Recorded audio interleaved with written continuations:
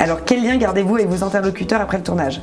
Ça dépend des tournages et ça dépend des interlocuteurs, je dirais. Il y a une grande partie où on ne garde pas forcément de lien après le tournage. Il y a une petite partie de gens qui ne sont pas forcément contents, surtout quand c'est des enquêtes. Ils considèrent que c'est une mauvaise image d'eux, donc ça c'est plutôt compliqué. Et il y a une partie des gens avec qui je garde des liens très forts.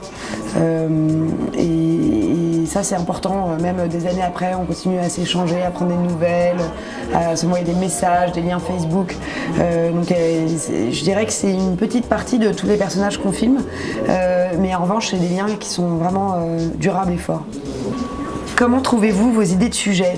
Alors les idées de sujets, c'est surtout la vie autour de moi, tout ce qui se passe autour de moi. Donc par exemple pour le sujet Corvéable à Merci, c'est une jeune femme philippine qui faisait le ménage chez moi 2 heures par semaine. Et un jour je lui ai demandé comment est-ce qu'elle était arrivée en France, quel était son parcours, et elle m'a raconté son histoire. Et j'ai trouvé que c'était une histoire vraiment incroyable, l'histoire de ces domestiques qui quittent tout, qui abandonnent leurs enfants pour venir travailler dans nos pays. Et du coup, je me suis intéressée à ce sujet.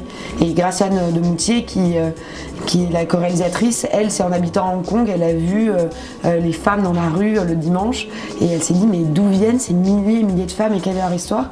Et donc c'est pour ça qu'on s'est dit que ça ferait un beau sujet de documentaire. Comment convaincre un producteur? Ah, ça c'est la grande question.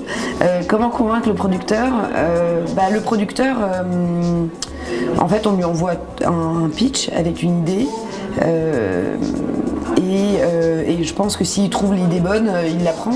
On n'a pas tellement de travail pour le convaincre. En fait, vraiment, moi, à chaque fois que je sais comment ça se passe, et je lui envoie des idées, et il me dit, ok, je vois pour telle chaîne, ça pourrait être bon. Du coup, tu me l'écris comme ça, et ensuite on va voir ensemble les chaînes. Je dirais que le plus dur dans la profession, c'est pas de convaincre les producteurs, c'est vraiment de convaincre les diffuseurs. Ça, c'est vraiment le problème.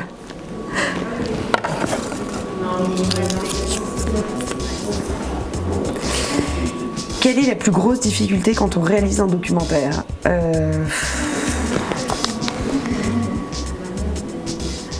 Je dirais que la plus grosse difficulté, c'est le timing.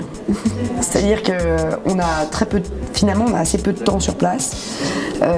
Et il faut que tout se passe bien, c'est-à-dire que la personne qu'on interviewe soit là, que ce qu'on a envie de filmer, tout le cadre autour soit là, qu'on ait les autorisations, qu'il fasse beau ou qu'il neige, enfin la météo joue aussi une part, les grèves, les événements du monde, parfois à chaque fois que j'ai une séquence en boîte, je me dis toujours que c'est un petit miracle, parce qu'il y a tellement de choses qui viennent pour que ça se passe pas comme on l'avait prévu, que finalement la principale contrainte, je dirais que c'est vraiment le timing, et qu'une fois que tout rentre en place, c'est comme une symphonie, quoi. Tout le monde joue bien sa partition et c'est génial, mais il faut bien capter ce moment-là.